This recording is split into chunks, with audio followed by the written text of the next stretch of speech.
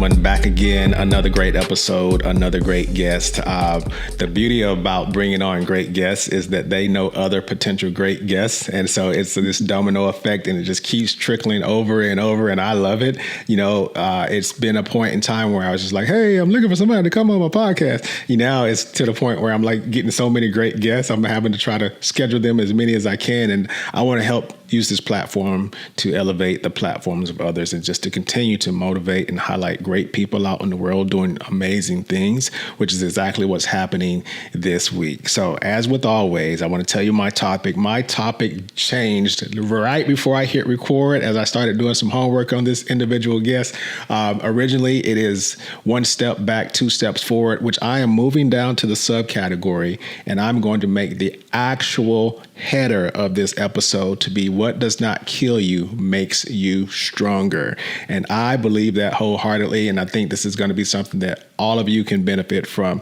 The person that I am bringing on to this episode, I haven't met in person before, but after looking at very many websites and social media posts and things like that, I actually feel like I can relate to her. I can relate to her story. She's out there being a productive member of society, which is really what we can hope for, in this world, and just have people try to be a good mentor for other people, which we'll get into here in just a little bit.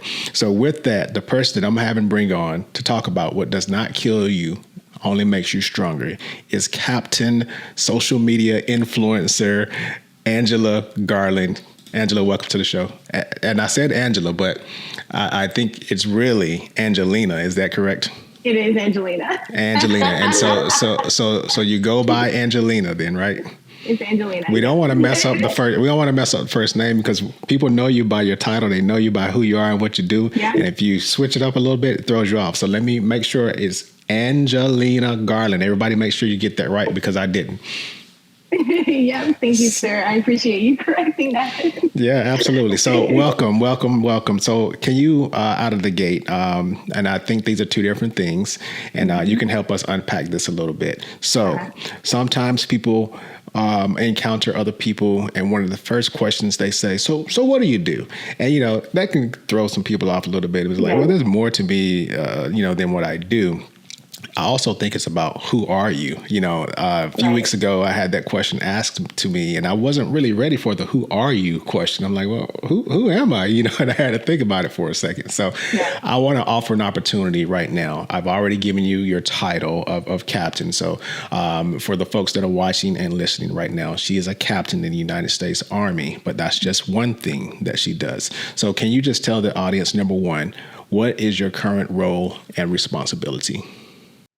Okay, well, first and foremost, I just want to put it out there that I am number one before anything, a child of God. So everything that I have been through, I am blessed with. I wouldn't be here today if it wasn't for him. So I have to give the glory and honor to him, first and foremost. But my current responsibilities, I am the company commander for student company, Army Public Affairs Center. We are the only AIT company for the public affairs career field. So every single soldier that goes through the schoolhouse goes through our company. We are responsible for them, which to me is a great responsibility because myself and First Sergeant, we directly impact our next generation of leaders. And so I do that. And then I'm also a social media influencer, which I've been doing for years. So those two things. Okay. Answer this for me from your perspective. If you had to answer the question to, I don't know, a 2-year-old. Well, 2-year-olds probably know what it is in this day and time. What does it take to be a social media influencer? What does that entail? It means you're creating content. So you're constantly taking pictures, constantly capturing moments and taking those moments and putting them together to tell a story, to put yourself out there, to put your life out there to the extent that you want to, because you can show as much as you want and show as little as you want. And using whatever that content is to influence others, right? The people that come across your social media platforms. And for me, the biggest thing about utilizing that tool is that you can either use it for bad or you can use it for good. And that is very clear, once you come across different influencers and different platforms, And so for me, the biggest thing is that when I am choosing what to put out there, I always have to remind myself, like, what is the purpose behind this post? Why am I putting this out there? Who am I trying to impact? What message am I trying to portray before I hit post or hit send? So hopefully that makes sense. It makes a lot of sense. It makes a ton of sense, and I appreciate you for sharing that perspective. I think you mentioned, in your day job, so to speak, you're involved with public affairs. Do you feel like those two things tie into each other?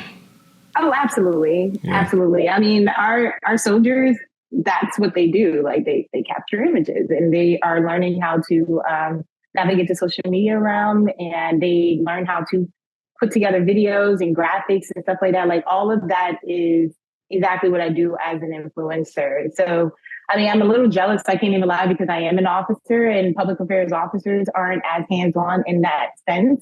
And so when they come back and they're like, "Man, look what I did," I'm like, I get to do this every day. Like, as a job, it's so cool to see. But yeah, it all ties in with each other. Like public affairs, like we're the communicators of the Army. We're the messengers. Again, we bridge that gap between civilian and military. And that's exactly what I do as a social media influencer. Very good. I like it. I like how those two things tie in. I at this point, we've talked about like what you do and your role and responsibility, and doing my homework, just surface level stuff, right? I know you're from Lynchburg, Virginia, you've done a lot of things which we could talk about. You've been lucky enough to escort Jill Biden. I've seen you out talking to middle school kids about perseverance and all the other good stuff. Like, so I'm going to ask you the question that caught me on my heels the other day. Yeah. Who are you? And what is your story? So I am a girl from Lynchburg, Virginia. Lynchburg is a small town, small enough to where people pretty much know each other, but large enough to where you can kind of get lost in the busyness of the city. And growing up, it was just myself, my mom, and my brother.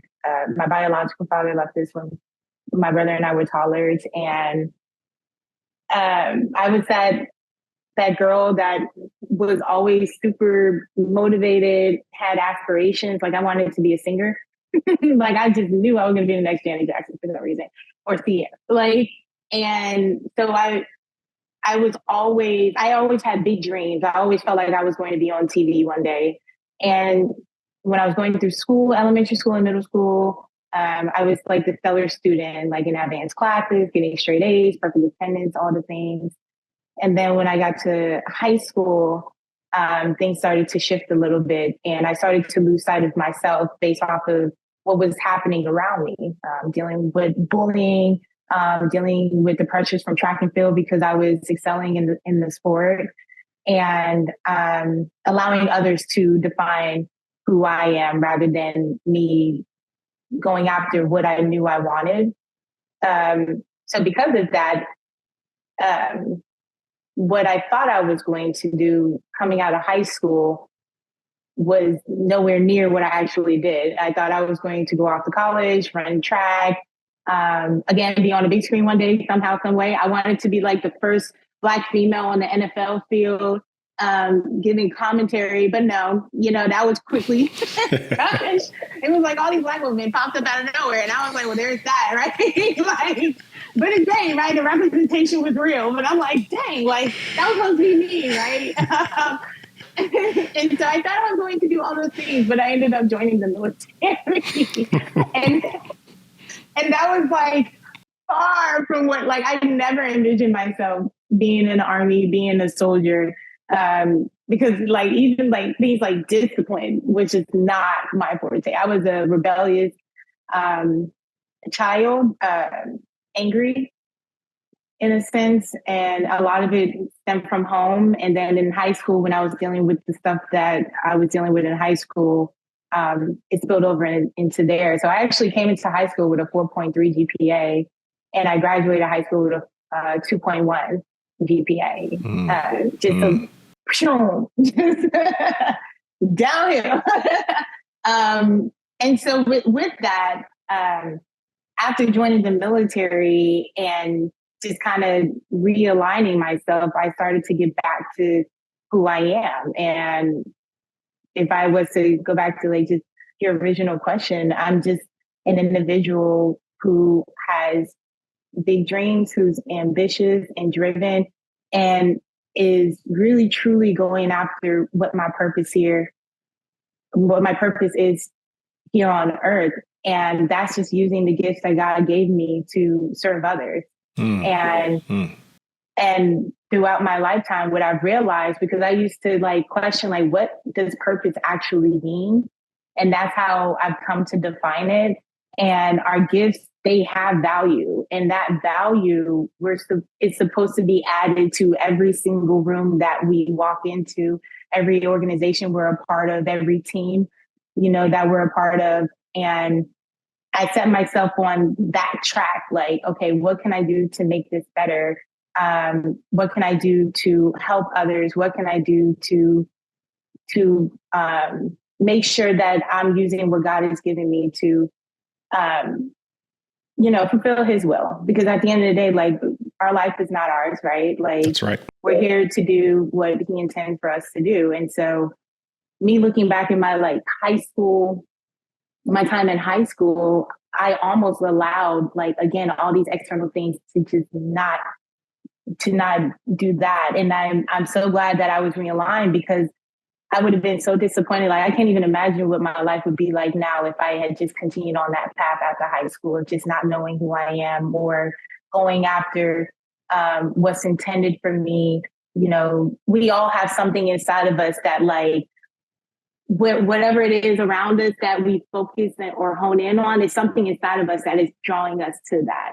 And a lot of times we don't trust that either. So we're just like, oh, I'm just going to go with the flow. Or we're just going to allow people to tell us who we're supposed to be and not who we know we are.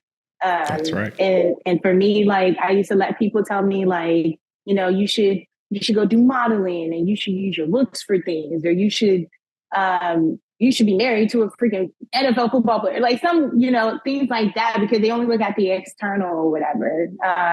And for me, it's just like, I mean, I get all those things, but like, no, like, I should go be a motivational speaker, because I know that I've grown up in the church. I've always been comfortable in talking in front of people and being utilized in that way. Like, no, like, I should go do that. And I should be able to hone in on my creativity, because I used to love MySpace, where we could create our own pages using JavaScript and HTML. Like, I want to be able to use that, but be able to tell a story, because I used to always write stories and always write poems, and I'm a writer. Like, I want to use, again, the gifts that God has given me to be present and to be influential and be positive, because how I grew up it wasn't like that. It wasn't always like that. And so I wanted to kind of turn the tide and be like, hey, there's a different aspect of life that we can look at, and we don't have to let everything around us define who we are.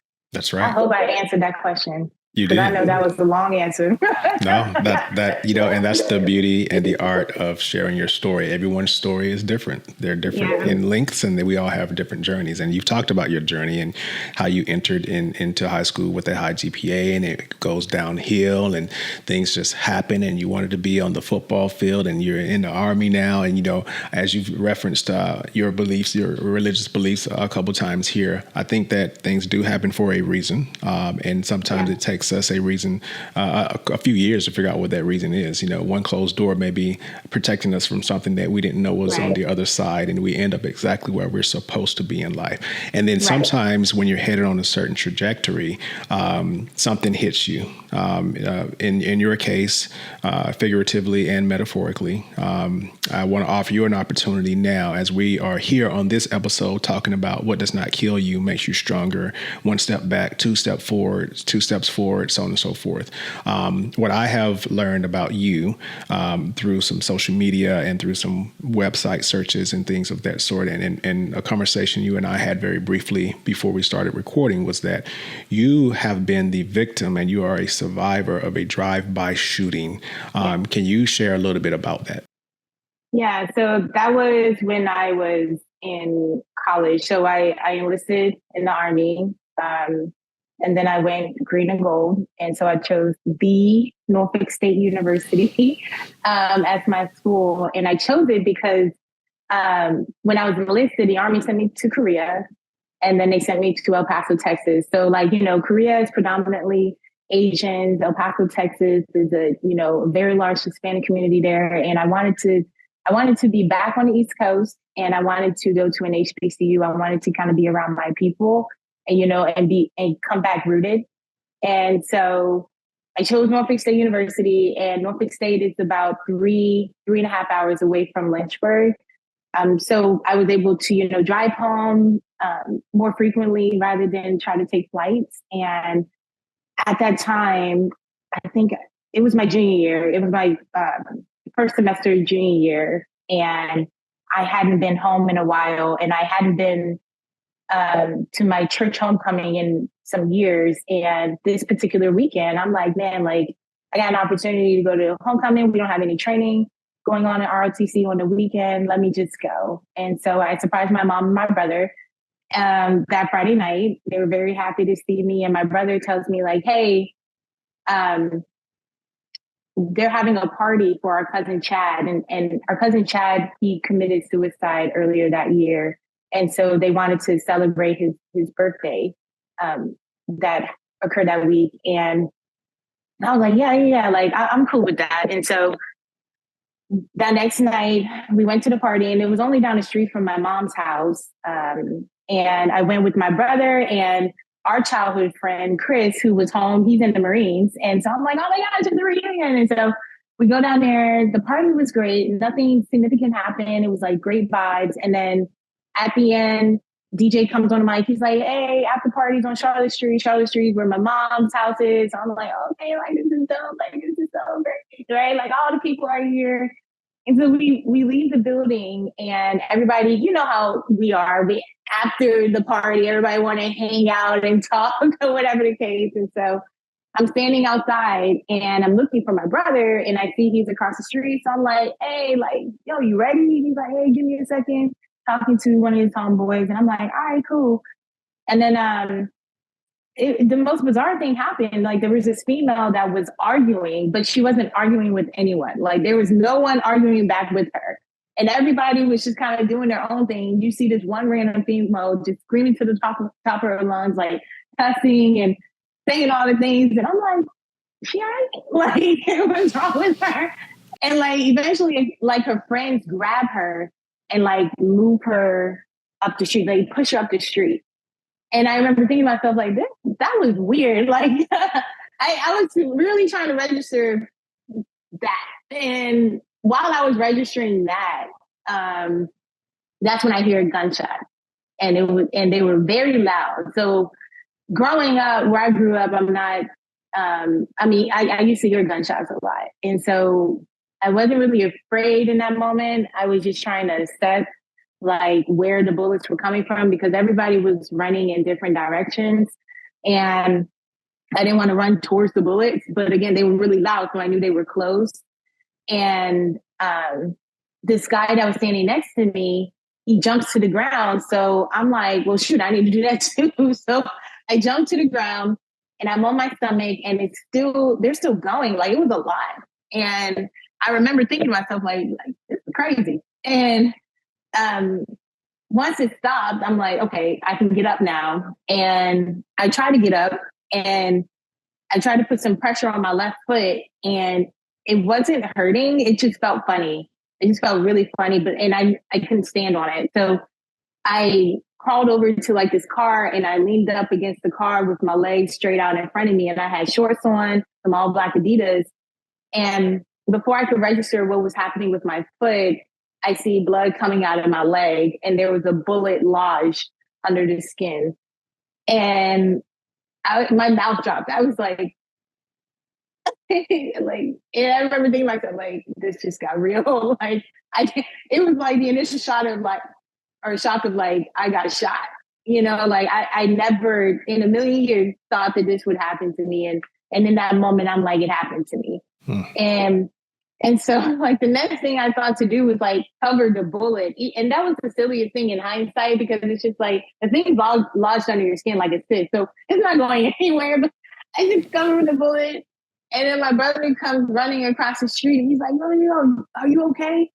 And I open up my hand to show him the bullet and he starts to flare up. You know, he's big brother, so he starts to flare up and get mad. And I'm like, because I know he has his weapon in the car and I didn't want him to retaliate or anything like that. And so my phone was actually right beside me. So I grab it and I'm like, "Call 911. I need you to call the paramedics. Just get them here." And then after he does that, I check the rest of my body to make sure I wasn't hit anywhere else. And I, realized I was good, that it was all just kind of this one area of my leg and my foot. And when I seen blood coming out of my shoe, I was like, "Oh my gosh, I got hit multiple times. Like, this is crazy." So the first thing I told myself after like assessing myself was like, "Man, like you got to remain calm. You have to remain calm." Like I started thinking about my military training. Like it started hitting me like innately, like, "Hey, like do not panic because you are going to bleed out if you do. You don't know how severe this is. Like you got to remain calm." So then my brother, he gets off the phone. He starts to flare up, get mad again. And I'm like, "Nope, come here, sit down next to me." And I'm trying to calm him down. Like, "Look, dude, we good. Like, it's just a bullet in the leg. Like, we're going to survive this." Like, just trying to say anything I could to keep him from getting back up. And finally, when he calmed down, I seen the guy that was standing beside me that jumped to the ground. He gets up and tries to start walking. And he takes a couple steps and then he falls flat forward. And then there were a bunch of people that were running up to him and they're like shaking him like, "Get up, get up, get up, get up, get up." And I'm watching it and everything's so loud. It was so chaotic. And I'm watching them like shake him and I'm getting slightly frustrated because I'm like, they're probably injuring him a little more because they don't know like where he got hit or how many times he got hit. And he started to shake and I knew he was going into shock and then he stopped moving. He fainted at the time. They thought that he had passed at that moment, but he fainted because he opened his eyes back up.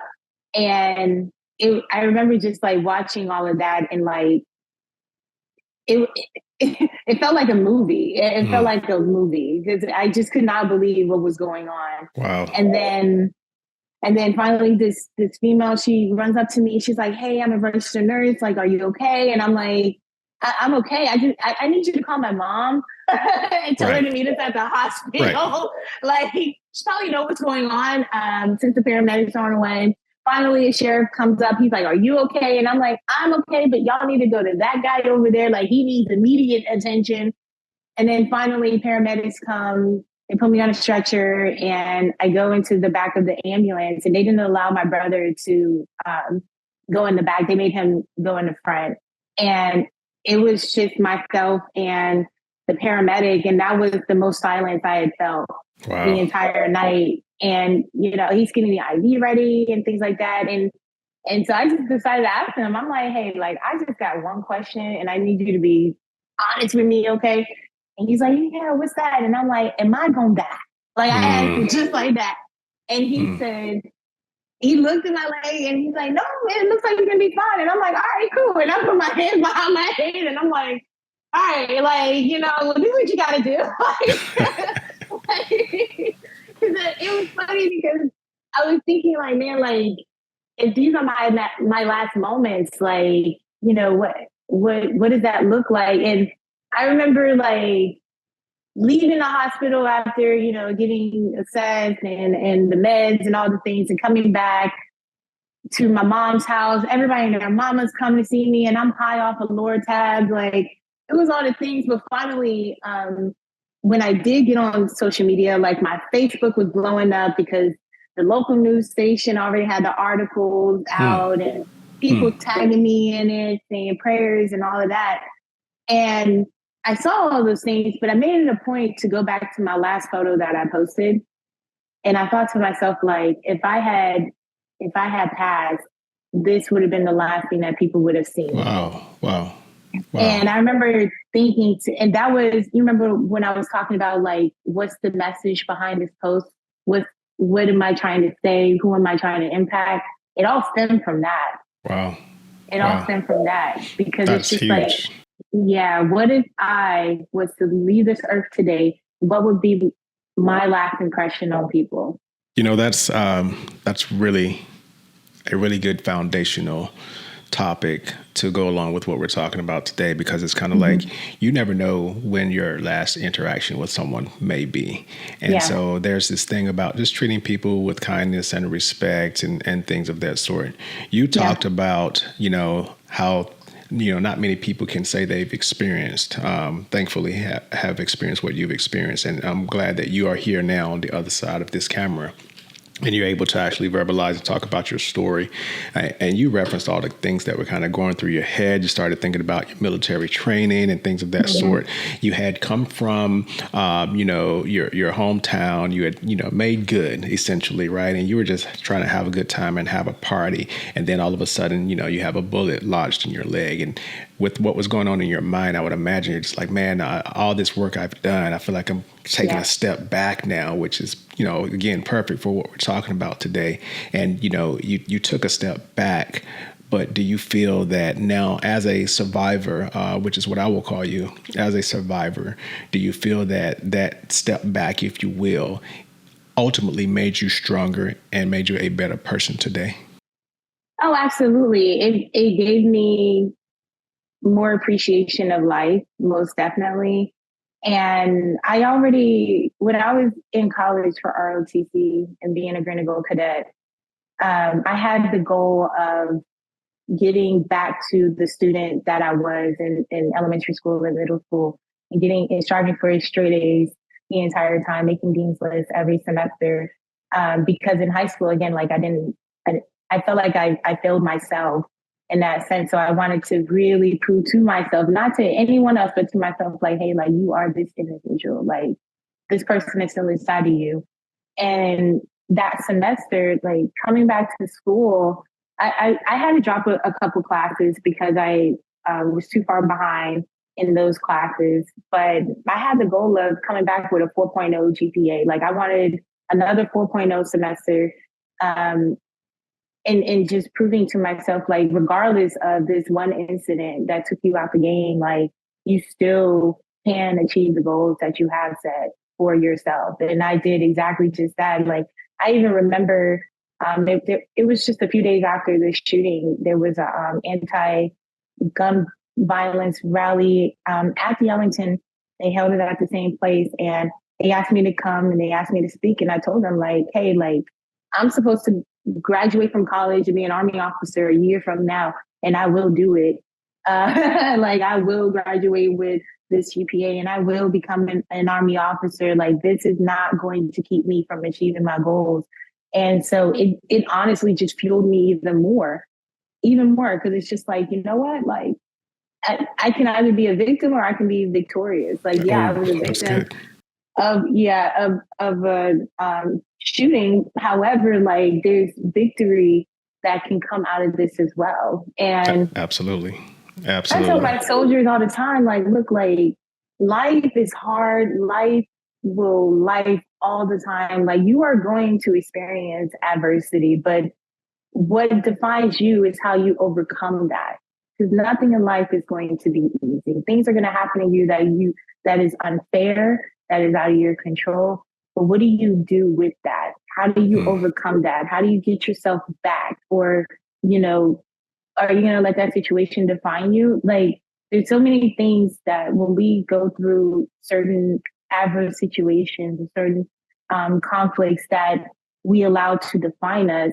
And that shooting was my moment to say, no, I will define what that shooting is for me. It will not define me. You decided that you just said that you decided whether it was going to be, if you were going to be a victim or if you were going to be victorious, and you chose to let it be something that can help you be victorious. And Yep. one of the questions I was going to ask you was, how is one able to differentiate between a permanent setback and just a temporary pause? And I think you answered that question because it's really about you and what you have inside of you and the option that you choose to take. Now, having said that, I think you and I both agree, it's easier said than done sometimes for most, but you have to have dialogue like this. You have to have conversations and with people like yourself to share those stories, to say, hey, I can do it. Here's what I overcame. And it shows that you're human. It humanizes you, but it also provides someone an opportunity, an example of, people say you can't be what you can't see. And so this message out here right now that you're sharing is an opportunity to show people, look, I had a setback. I took one step back. And now I was able to take 2 steps forward, even to the point you and I chatted briefly before we started recording. I think People Magazine recently did an article on you, right? So you go from sitting there going, oh my gosh, am I going to die, to today sharing your story. Can you tell us a little bit about the People Magazine thing that's going to be released or recently released? Yes. So People Magazine is just highlighting me as an Army soldier and a social media influencer. So we talked about my journey from being in ROTC in high school, choosing to join the military, and accomplishing what I have in the military, but also utilizing my social media platforms to help others. And more importantly, the importance of impact, how significant that is. Like, social media is a tool to be able to reach different people. And so, again, going back to, what is our purpose? And I was able to utilize everything that I've been through, my journey, and take this tool to be able to amplify that and to be able to have that impact. And so that article just most importantly talks about that. And then also because, again, it's joint with the Army. So it's a recruiting tool. So being able to show others like, hey, like, this captain in the Army she's a captain, she's a soldier, and she's still able to do all of these things. She still goes out and mentors, she volunteers, she coaches, she's done some modeling, she's got some degrees, whatever the case may be.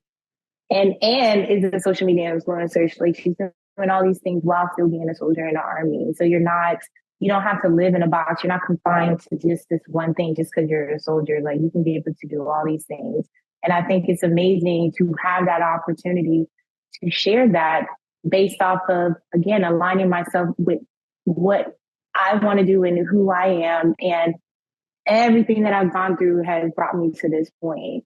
And so talking about that shooting, like, again, that was just one piece of this puzzle, that helps to create this picture of who I am and what I'm supposed to bring to this world and do for others.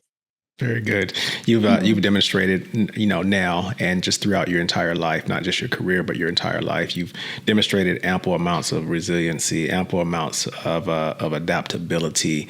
And I think that's actually quite impressive to be able to do that. And we need to see and hear these type of stories for folks to be able to know, hey, you can keep going, you can move on. And so, again, I appreciate you for just taking some time to just kind of share your story. You talked to your troops. You mentioned your soldiers, I should say, your soldiers, about, hey, you can keep pressing on. So if you will allow, I'm going to alter your title, and you're not just a social media influencer. You are an influencer, and you're just an influencer as a whole, and you happen to also influence through social media. So, walking around every day, you are setting the example for other people, and you're giving someone hope, you're giving someone the ability to dream. There are still going to be those people out there that may have too much on their plates, right? There's a quote out there that says, you can't complain about, your plate being full when your goal was to eat. There's times I'll use myself as an example. I had a lot of irons in the fire, a lot of things going. And there was a point, even with this podcast, where I was like, you know what? I'm going to have to take 2 months off from recording. Then it turned to 3 months off. Then it turned to 4 months off, because I had other projects and other things that I needed to work on, other things that were happening in my life. As you mentioned, life is always lifing, right? And so it was hard to convince myself that I needed to take a step back. so that I Yeah. could eventually take 2 steps forward. When you talk to people on social media, when you talk to your troops, your soldiers and whatnot, what advice do you offer to people to say, hey, it's okay to take a step back in order to progress 2 steps forward? I would just say that what's meant to be will happen. Like, I'm so glad that you brought up that point, sir, because I mean, I have instances of that as well. And sometimes we can get so focused in the moment that we're not allowing ourselves, we're not giving ourselves grace and knowing that like sometimes things can be too much. Like sometimes the weight just gets too heavy and you just got to put the weights down. And it's okay. And it's okay. And the biggest thing is that we want so badly to to I guess from an external standpoint to look a certain way, to not show so much of our vulnerability to others, even those close to us, to where like we are sitting here pushing down everything that's going on inside of us to like make it seem like everything's okay and I can handle this. And a part of the reason why I can handle this is because I asked for this and whatever the case may be. But it's just like sometimes like it really does get too much.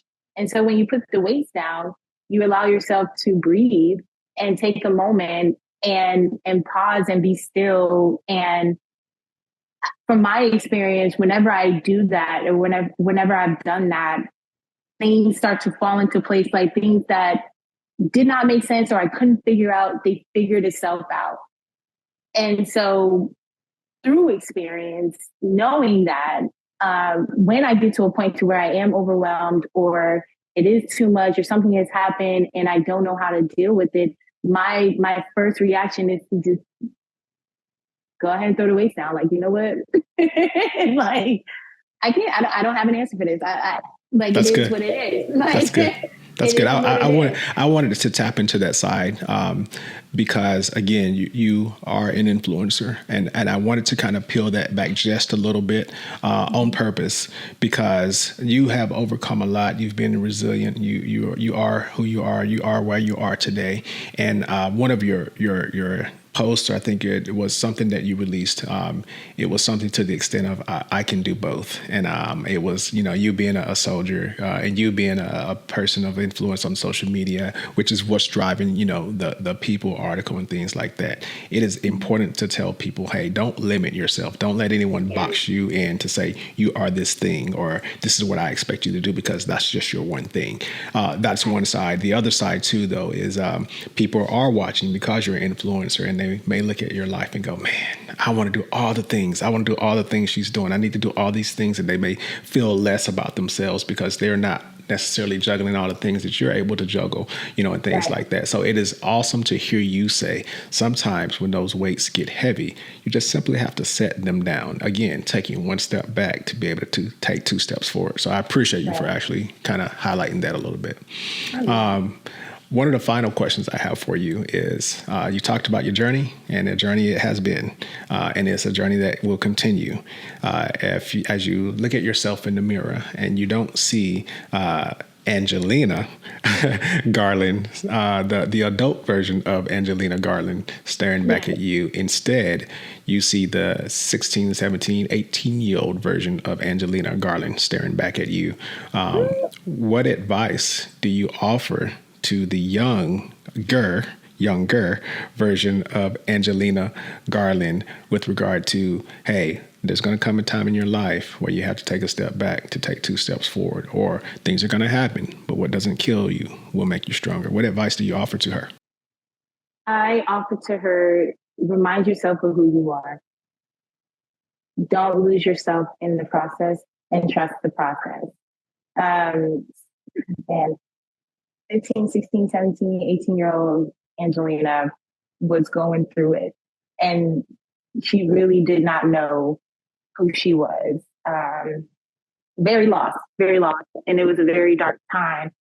And so me looking back at her, if she was right in front of my face, I know it sounds really cliche, but I think that I would want to hear it's going to get better.